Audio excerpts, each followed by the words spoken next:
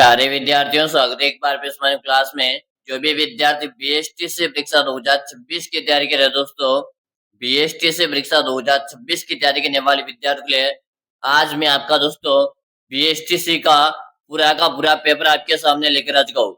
यानी कि बीएसटीसी का जो पेपर आपके 20 मई 2026 को आयोजित होने वाला दोस्तों, और आज मैं आपके सामने 20 मई वाला पूरा का पूरा वायरल पेपर लेकर आ चुका हूँ। अगर आप भी बीएसटीसी परीक्षा 2026 के अंदर सिलेक्शन लेना चाहते हो तो आज के इस पूरे के पूरे पेपर को देख लीजिएगा। इस पेपर में से आपको एक भी प्रश्न को छोड़ना नहीं है। अगर आपने इस पेपर में से एक भी प्रश्न को छोड़ दिया फिर आप मुझे मत कहना कि गुरुजी हमने आपकी बात नहीं मानी। मैं पहले बता रहा हूँ, पूरा का पूरा बीएसटीसी का 20 मई वाला पेपर है। आपको इस पेपर को अच्छी तरह से याद कर लेना है क्योंकि यही पेपर आपको 20 मई को आने वाला है। तो चलेगा साथियों, पहला प्रश्न आपके सामने आ चुका है। राजस्थान का हृदय किसे कहते हैं? राजस्थान का हृदय किसे कहते हैं? अजमेर है, जोधपुर है, नागौर है या आपके जयपुर है? बताओ। राजस्थान का हृदय की यहाँ पर बात हो रही है कि गुरुजी राजस्थान का हृदय अजमेर जिले को कहते हैं। याद कीजिएगा, प्रत्येक जिले का उपनाम आपको याद होना चाहिए। ऑप्शन ए हमारा सही है। अगला प्रश्न देख लो। अगला प्रश्न आपसे पूछा, उदयनाथ पर्वत है राजस्थान के किस जिले में स्थित है? उदयनाथ पर्वत है राजस्थान के किस जिले में स्थित है? जयपुर है, अजमेर है, अलवर है या आपके सीकर है? उदयनाथ पर्वत है राजस्थान के किस जिले में स्थित है दोस्तों? बिल्कुल शानदार है, अलवर बता रहे हो। क्या बता रहे हो दोस्तों? अलवर यहाँ पर बता रहे हो। जो भी विद्यार्थी अलवर बताया ऑप्शन सी बताने वाले का सही है। अगला प्रश्न देख लो। अगला प्रश्न आपसे पूछा, अरावली पर्वतमाला की कुल लंबाई कितनी है? अरावली पर्वतमाला की कुल लंबाई कितनी है दोस्तों? दोस्तों पूरा का पूरा पेपर आपके सामने चल रहा है बीएसटीसी का। इस पेपर को आपको देख लेना, यही पेपर आपके 20 मई को आने वाला है। चलो बताओ। बिल्कुल से बता दिया, 652 किलोमीटर बता रहे हो। क्या बता रहे हो? 652 किलोमीटर बता रहे हो। अगला प्रश्न देख लो। अरावली पर्वतमाला राजस्थान में कितने किलोमीटर लंबी है? अरावली पर्वतमाला राजस्थान में लंबाई कितनी है? यानी कि अरावली की जो है कुल लंबाई कितनी है? तो कुल लंबाई 652 किलोमीटर है। इसके बाद राजस्थान में आपसे लंबाई पूछी तो राजस्थान में जिसकी लंबाई है 550 किलोमीटर है। कितने? 550 किलोमीटर राजस्थान में इसकी लंबाई है। तो यहाँ पर आपका बी ऑप्शन करेक्ट हो जाएगा। अगला प्रश्न देख लो। अगला प्रश्न आपसे पूछा, अरावली पर्वतमाला दक्षिण पश्चिम में किस जिले से प्रारंभ होती है दोस्तों? अरावली पर्वतमाला दक्षिण पश्चिम में किस जिले से प्रारंभ होती है? उदयपुर है, सिरोही, झालोर है या आपकी डूंगरपुर है? अगर आपका सपना है पहली बार में बीएसटी में सिलेक्शन लेना, आज आपके सामने पूरा पेपर चल रहा है। इस पूरा का पूरा पेपर को आपको देख लेना भी। बताओ भी। Very good. यहाँ पर बता रहे हो सिरोही बता रहे हो। क्या बता रहे हो? सिरोही यहाँ पर बता रहे हो। जो भी विद्यार्थी सिरोही बता रहे हैं ऑप्शन नंबर जो भी बता रहे हो ना, सही है। अगला प्रश्न देख लो। अरावली की सबसे ऊंची चोटी गुरु शिखर के जिले में, यानी कि सबसे पहले तो आपको याद क्या होना चाहिए, अरावली की सबसे ऊंची चोटी का नाम क्या है? तो गुरु शिखर है। अब आपसे पूछा है गुरु शिखर किस जिले में है? तो गुरु शिखर आपके माउंट आबू सिरोही दोस्तों। कहाँ पर है? गुरु शिखर आपके माउंट आबू सिरोही में है। तो यहाँ पर हो जाएगा आपका ऑप्शन नंबर सी। क्या हो जाएगा? ऑप्शन नंबर सी आप सबका सही हो जाएगा। अगला प्रश्न देख लो। अगला प्रश्न आपसे पूछा, निम्नलिखित में से किस जिले की सीमा पाकिस्तान के साथ मिलती नहीं मिलती है? बताओ भाई। पाकिस्तान के साथ नहीं मिलती है दोस्तों। बाड़मेर है, बीकानेर है, जोधपुर है या आपके गंगानगर है। जिन विद्यार्थियों ने इस पेपर को यानी कि इस क्लास को लाइक नहीं किया, लाइक कर दो। चैनल को आपने सब्सक्राइब किया, सब्सक्राइब करो। अगर आपका सपना है बीएसटीसी में नंबर लेने का, यानी सिलेक्शन लेने का, तो कंप्लीट इस पूरे पेपर को देख लेना। क्या बता रहे हो? जोधाना जोधपुर बता रहे हो। क्या बता रहे हो? जोधपुर बता रहे हो। सी ऑप्शन करेक्ट हो जाएगा। अगला प्रश्न देख लो। राजस्थान के कितने जिले पाकिस्तान के अंतर्राज्यीय सीमा पर स्थित हैं? राजस्थान के कितने जिले पाकिस्तान के अंतर्राष्ट्रीय सीमा पर स्थित है दोस्तों? 3 है, 4 है, 5 है या आपके 6? जल्दी जल्दी से बताओ। आप सबको यहाँ पर कमेंट करना है।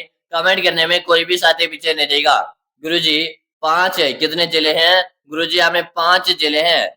याद कीजिएगा, सी ऑप्शन आपका करेक्ट हो जाएगा। अगला प्रश्न देख लो। अगला प्रश्न है, बीकानेर में प्रवाहित होने वाली नदी कौन सी है? बीकानेर में प्रवाहित होने वाली नदी कौन सी है? घग्गर नदी, कातली नदी, काबोद नदी, या इनमें से कोई नहीं? दोस्तों, यहाँ पर मैं आपसे बात करूं, एक तो रहेगा आपका बीकानेर, कौन सा? एक तो रहेगा आपका बीकानेर है, एक रहेगा आपका चूरू, और एक रहेगा आपका फलूदीन, जो नया जिला बना था।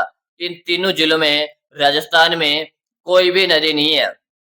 ठीक है, तो यहाँ पर आपका डी ऑप्शन करेक्ट हो जाएगा। ठीक है ना? इस प्रकार के प्रश्न बीएसटीसी के पेपर में बार बार आ रहे हैं। आज पूरा पेपर बीएसटीसी का आपके सामने चल रहा है। आपको खुद को अपनी तैयारी का आकलन कर लेना है कि हमने कितनी तैयारी की है, आज कितने पानी में हो, सब कुछ इस पेपर को देखने के बाद पता लगने वाला है। चलो, अगला प्रश्न निकलो। अगला प्रश्न है, राजस्थान के वे कौन से 2 जिले हैं जहाँ कोई भी नदी नहीं बहती है? तो यहाँ पर देखो, मैंने आपको अभी बताया था, एक तो बीकानेर, एक चूरू, एक फलोदी। तो यहाँ पर 2 जिले ही बताने आपको। ठीक है, तो यहाँ पर एक फलोदी और जोड़ लीजिएगा तो 3 हो जाएंगे। बाकी चूरू और बीकानेर तो आपका ही सही है। ठीक है, तीनों मैंने यहाँ पे करेक्ट कर दिया। ऑप्शन ए हमारा से हो जाएगा, जहां पर कोई भी नदी नहीं बहती है। अगला प्रश्न देख लो। अगला प्रश्न है, कामधेनु किस नदी को कहते हैं? राजस्थान के कामधेनु किस नदी को कहते हैं? माही नदी, बनास नदी, चंबल नदी, या के काकने नदी? राजस्थान के कामधेनु की बात हो रही है, चंबल नदी बता रहे हो। क्या बता रहे हो? चंबल नदी बता रहे हो। इस चंबल नदी को राजस्थान में कामधेनु के नाम से जानते हैं। तो यहाँ पर आपका सी ऑप्शन करेक्ट हो जाएगा। अगला प्रश्न देख लो। अगला प्रश्न आपसे पूछा, वन की आशा के उपनाम, यानी कि वन की आशा के उपनाम से किस नदी को जानते हो दोस्तों? चंबल नदी, बनास नदी, लूनी नदी, या आपके माही नदी? जिन्होंने अभी तक भी लाइक नहीं किया, लाइक कर दीजिएगा, और आप चैनल को तो आपको सब्सक्राइब तो करना ही सही है। चलो भाई, क्या बता दिया आप? बनास। बनास सबका कमेंट आ रहा है, गुरुजी आप बनास को लौट दो। वन की आशा के नाम से बनास को जानते, किसे जानते? बनास को जानते। यहाँ पर आपका भी ऑप्शन करेक्ट हो जाएगा। अगला प्रश्न देख लो। अगला प्रश्न आपसे पूछा, आदिवासियों की गंगा किसे कहा जाता है? आदिवासियों की गंगा किसे कहा जाता है दोस्तों? बनास, साबरमती, माही, या के सोम नदी को? जल्दी जल्दी से बताओ। अगर आप ना बीएसटीसी की तैयारी कर रहे हो, तो अभी अभी तक भी आपने इस क्लास को दोस्त के साथ शेयर नहीं किया, ताकि जितने भी दोस्त हैं उनके साथ इस क्लास को शेयर कर दो। माही नदी आदिवासियों की गंगा के नाम से जानते हैं। से ऑप्शन आप सबका राइट आंसर हो जाएगा। अगला प्रश्न देखिएगा। अगला प्रश्न है, कांठल और वागड़ की गंगा कौन सी नदी कहलाती है? कांठल और वागड़ की गंगा कौन सी नदी कहलाती है? माही नदी, जाखम नदी, चंबल नदी, या आपके बनास नदी? बताओ भाई, कांठल और वागड़ की गंगा किस नदी को कहते हैं दोस्तों? आप सबको यहाँ पर कमेंट करना है। कमेंट करने में कोई भी साथी पीछे नहीं रहेगा। बिल्कुल शानदार सा प्रश्न है, और आप सभी का यहाँ पर आंसर आ रहा है। क्या बता रहे हो? माही नदी बता रहे हो। क्या बता रहे हो? यहाँ पर आप माही नदी बता रहे हो। जो भी विद्यार्थी माही नदी बता रहे हैं, ऑप्शन नंबर जो ए बता रहे हैं ना, सही है। अगला प्रश्न देख लो। अगला प्रश्न आपसे पूछा, राजस्थान की सबसे लंबी नदी कौन सी है? राजस्थान की सबसे लंबी नदी कौन सी है दोस्तों? बनास नदी, लूनी नदी, चंबल नदी, या आपके माही नदी? जल्दी जल्दी से बताओ। पूरा का पूरा पेपर आपके सामने चल रहा है। पूरा पेपर आपको देखना है। इस पेपर में से आपको एक भी प्रश्न को छोड़ना नहीं है भाई। ठीक है ना? कंप्लीट अच्छी तरह से आपको याद कर लेना है। राजस्थान की सबसे लंबी नदी, तो राजस्थान की सबसे लंबी नदी आपसे वैसे पूछ लिया भाई। ठीक है, और अब जल्दी जल्दी से आंसर दे दो। प्रत्येक विद्यार्थी के यहाँ पर आंसर में देख पा रहा हूँ भाई। वेरी गुड, बिल्कुल शानदार है। कमेंट सब क्या रहे हैं कि गुरुजी राजस्थान की सबसे लंबी नदी चंबल नदी है। और पूर्णतः राजस्थान में बहने वाली कौन सी हो जाएगी? तो पूर्णतः राजस्थान में बहने वाली बनास हो जाएगी, लेकिन राजस्थान की सबसे लंबी तो चंबल ही है। चलो, अगला प्रश्न देख लो। सर्वाधिक बीहड़ भूमि और कंदराएं किस क्षेत्र में मिलती है? सर्वाधिक बीहड़ भूमि और कंदराएं किस क्षेत्र में मिलती है? बनास, चंबल, माही, या आपके घग्गर है? जल्दी जल्दी से बता दो भाई। क्या बता रहे हो? चंबल बता रहे हो। क्या बता रहे हो? चंबल बता रहे हो, जो हमने पहले भी देखा था कि इसे कामधेनु के नाम से जानते भाई। याद कर लीजिएगा अच्छे से। अगला प्रश्न देख लो, बांका पट्टी या कुबड़ पट्टी राजस्थान के किन जिलों में फैली हुई है? बांका पट्टी या कुबड़ पट्टी राजस्थान के किन जिलों में फैली हुई है? जयपुर अजमेर है, नागौर अजमेर है, पाली जोधपुर है, सीकर और झुंझुनू। जल्दी जल्दी से बताओ। नागौर है, अजमेर बता रहे हो, आपका बी ऑप्शन करेक्ट हो जाएगा। अगला प्रश्न देख लो, कुबड़ पट्टी की मुख्य समस्या क्या है? कुबड़ पट्टी की जो मुख्य समस्या है, फ्लोराइड की समस्या वहां पर क्या है? फ्लोराइड की समस्या होने के कारण कुबड़ पट्टी कहलाती है, यानी कि आपका भी ऑप्शन सही है। अगला प्रश्न देख लो, पूरी क्लास देखना है, एक भी प्रश्न आपको छोड़ना नहीं है। सिरोही प्रजामंडल के संस्थापक कौन थे? सिरोही प्रजामंडल के संस्थापक कौन थे? माणिकलाल वर्मा, गोकुल भाई भट्ट, जय नारायण व्यास, सागिरमल गोपा। बताओ भाई। सिरोही गोकुल भाई भट्ट बता रहे हो, क्या बता रहे हो? गोकुल भाई भट्ट यहाँ पर बता रहे हो। ऑप्शन नंबर बी को मैंने रोक दिया। अगला प्रश्न देख लो, अगला प्रश्न की राजस्थान का गांधी किसे कहा जाता है? राजस्थान का गांधी किसे कहते हैं दोस्तों? भोगीलाल पांड्या, गोकुल भाई भट्ट, जमनालाल बजाज, अतुललाल सेठी। अगर आपका सपना है बीएसटीसी के अंदर सिलेक्शन लेने का, कंप्लीट पूरा का पूरा पेपर आपको देख लेना है। गोकुल भाई भट्ट बता रहे हो, बताओ भी, क्या बता रहे हो? गोकुल भाई भट्ट बिल्कुल सही रहा है। अगला प्रश्न देख लो, अगला प्रश्न है, मत्स्य संघ का गठन कब हुआ था? मत्स्य संघ का गठन कब हुआ था? Option A, option B, option C, option D. मत्स्य संघ का गठन कब हुआ था दोस्तों? बिल्कुल शानदार है, आप सबके यहाँ पर कमेंट आ रहे हैं। गुरुजी, मत्स्य संघ का गठन 18 मार्च 1950 को हुआ था। ऑप्शन ए हमारा सही है। अगला प्रश्न देख लो, राजस्थान का एकीकरण कितने चरणों में संपन्न हुआ? बच्चे बच्चे को याद होना चाहिए प्रश्न है। राजस्थान का एकीकरण गुरुजी 7 चरणों में पूरा हुआ। कितने चरणों में पूरा हुआ? 7 चरणों में पूरा हुआ था। ठीक है, यानी कि आपका सी ऑप्शन सबसे अच्छा है, सी सही है। अगला प्रश्न देख लो, राजस्थान एकीकरण में मुख्य भूमिका किसकी थी? राजस्थान के एकीकरण में मुख्य भूमिका किसकी थी? महात्मा गांधी, सरदार पटेल, जवाहरलाल नेहरू, हीरालाल शास्त्री। राजस्थान एकीकरण की मुख्य भूमिका किसकी थी दोस्तों? बिल्कुल शानदार सा प्रश्न है, आप सबके यहाँ पर कमेंट आ रहे हैं। सरदार पटेल, क्या बता रहे हो? सरदार पटेल यहाँ पर बता रहे हो। ठीक है, चलो अगला प्रश्न देख लो, मेरी माँ रोती है तो रोने दो, मैं अपनी माँ को हंसाने के लिए सैकड़ों माताओं को नहीं रुला सकता, यह कथन किसका था भाई? देख लो, प्रश्न को पढ़ने में एक आनंद अलग ही फीलिंग हो रही भाई। देखो, मेरी माँ रोती है तो रोने दो, मैं अपनी माँ को हंसाने के लिए सैकड़ों माताओं को नहीं रुला सकता, यह कथन किसका था भाई? इसको तो अपने दिमाग में छाप लेना अच्छे से। हर एग्जाम, क्या पता एग्जामिनर इस प्रश्न को पढ़ने के बाद मोहित हो जाए और एग्जाम में आ जाए, तो इसको अच्छे से याद कर लो भाई। तो यहाँ पर जो आपका करेक्ट आंसर आ रहा है, आंसर में सबके देख रहा हूँ, प्रताप सिंह बारहट। क्या बता रहे हो? Pratap Singh Barhat. Option number B आपका सही है।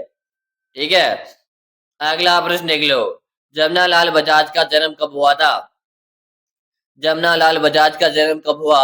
1884, 1889, 1890, 1875।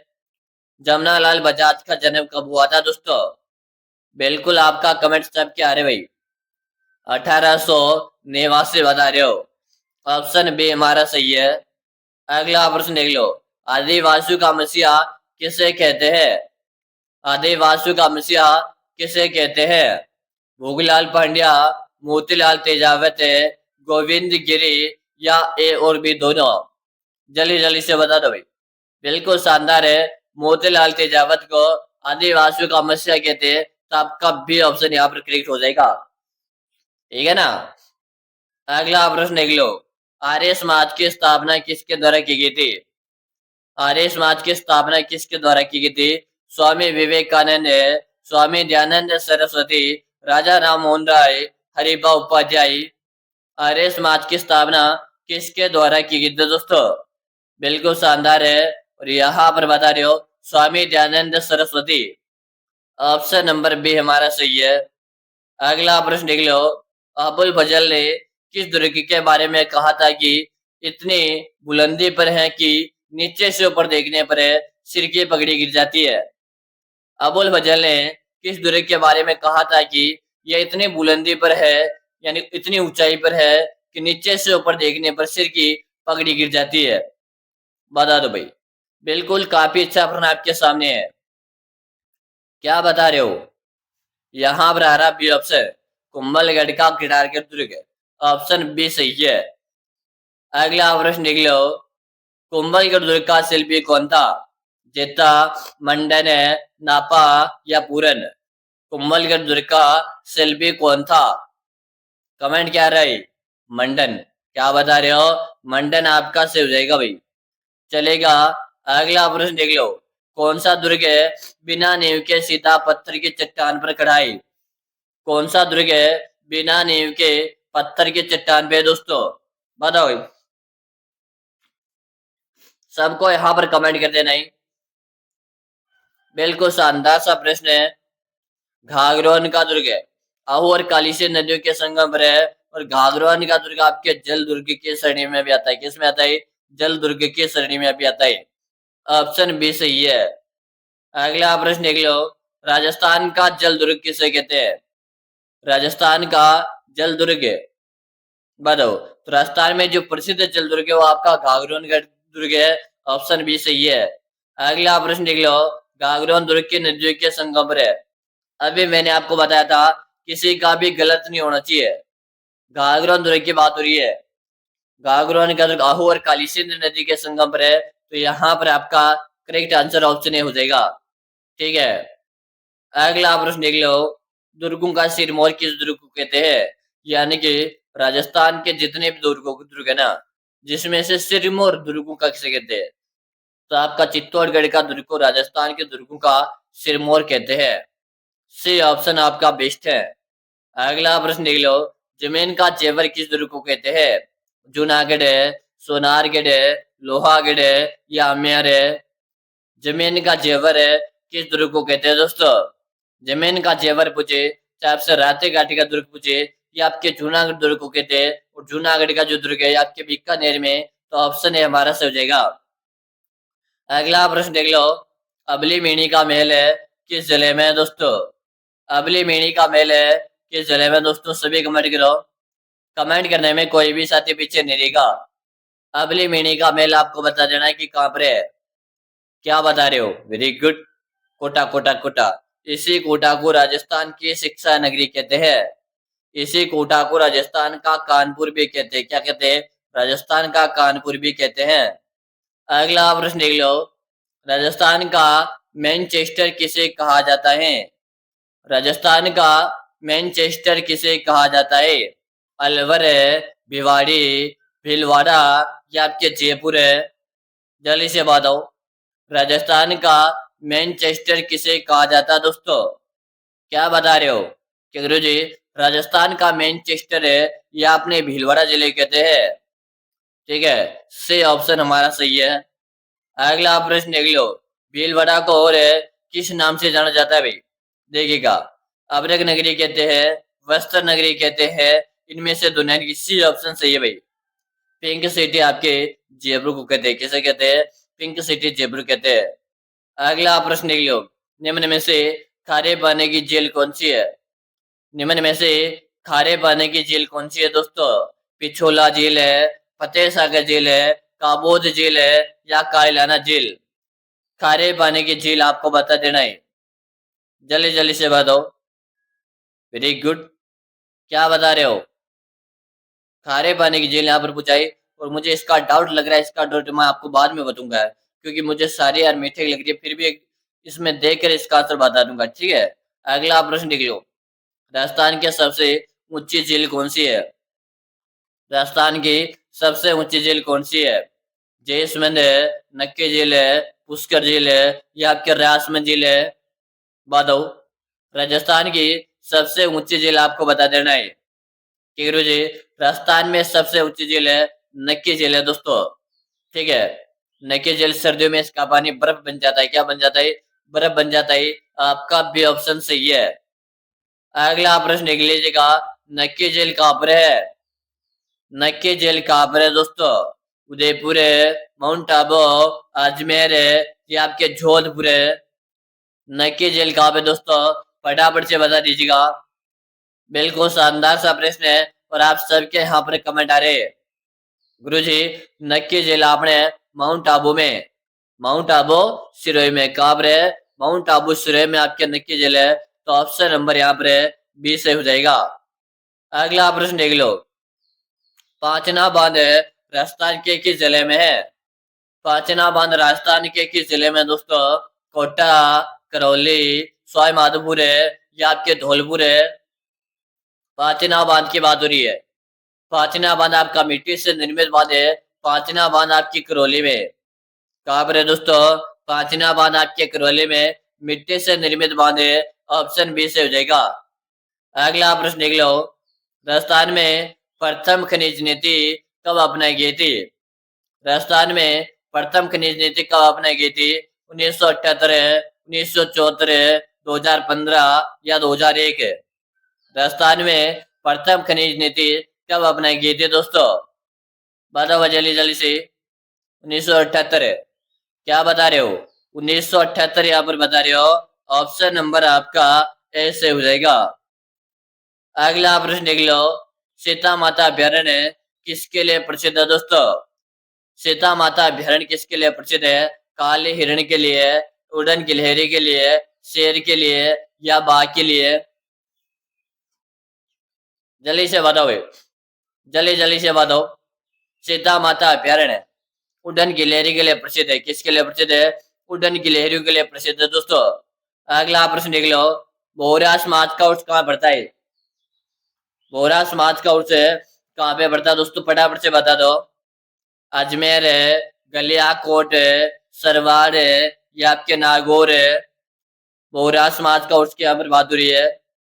फटाफट से बताओ। बिल्कुल शानदार है। बोहरा समाज का उर्स गलियाकोट में पड़ता है। आपका भी ऑप्शन सही है। अगला प्रश्न देख लो, आदिवासी का कुंभ किस मेले को कहते हैं? पुष्कर का मेला, बनेश्वर मेला, तिलवाड़ा मेला या सहिया मेला? अगर आप बीएसटी के अंदर सिलेक्शन लेना चाहते हो, कंप्लीट क्लास को देख लो, साथ में चैनल को सब्सक्राइब जरूर से लेना ही, ताकि ऐसी क्लास जब भी आएगी उसका नोटिफिकेशन मिलेगा। क्लास का जो टाइम है, प्रतिदिन हमारी क्लास सुबह को आती है। सुबह को 7 बजे आप हमारे साथ सुबह को 7 बजे जुड़ कर क्लास देख सकते हो। आदिवासी का कुंभ बनेश्वर को कहते हैं। ऑप्शन बी हमारा सही है। अगला प्रश्न देख लो, बादशाह का मेला कहाँ पे पड़ता है? बादशाह का मेला आपके ब्यावर में पड़ता है। ऑप्शन ए सही है। अगला प्रश्न देख लो, नेवलों की पूजा किस दिन की जाती है? नेवलों की पूजा किस दिन की जाती है दोस्तों? नेत्र नवमी, नाग पंचमी, शीतलाष्टमी या आपके वसंत पंचमी को? नेवलों की पूजा किस दिन की जाती है दोस्तों? क्या बता रहे हो? नेत्र नवमी। क्या बता रहे हो? नेत्र नवमी के दिन नेवलों की पूजा की जाती है। ऑप्शन ए से हो जाएगा।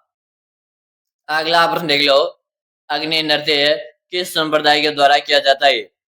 अग्नि नृत्य किस संप्रदाय के द्वारा किया जाता है? विष्णोई, जसनाती, दादोपंथी या राम सनई? प्रश्न को स्टार लगा लीजिएगा, एग्जामिनर का फेवरेट है। अग्नि नृत्य आपके कत्रियासर है, बीकानेर का जसनाती संप्रदाय द्वारा किया जाता है। ऑप्शन बी हमारा सही है। अगला प्रश्न देख लो, रामदेव जी की पंचरंगी ध्वजा को क्या कहते हैं? इससे पहले आप सभी विद्यार्थियों में बताना चाहता हूँ, अगर आप बीएसटीसी परीक्षा 2026 की तैयारी कर रहे हो, आपका सपना है बीएसटीसी के अंदर पहले बार में सिलेक्शन लेने का, तो आप सभी विद्यार्थियों के लिए मैंने एक 5000 प्रश्नों का एक ई बुक बनाकर तैयार कर दिया है। अगर मेरे प्यारे विद्यार्थी हो, आप इस 5000 प्रश्नों की बुक को पढ़कर एग्जाम देने जाते हो, तो आपके सिलेक्शन की मेरी 100% गारंटी। गुरुजी, ये 5000 प्रश्नों का बुक में कहाँ और कैसे मिलेगा? जिससे बुक आपको नाम मात्र का इसका आपको प्राइस लिखने वाला मात्र और मात्र 99 का इसका प्राइस है। मिलेगी कहाँ पर है? नंबर नोट कर लो, 6367256234, 636725 श्रेष्ठ त्रिभुवन। इस नंबर पे आपको 99 रुपए का पेमेंट करना है।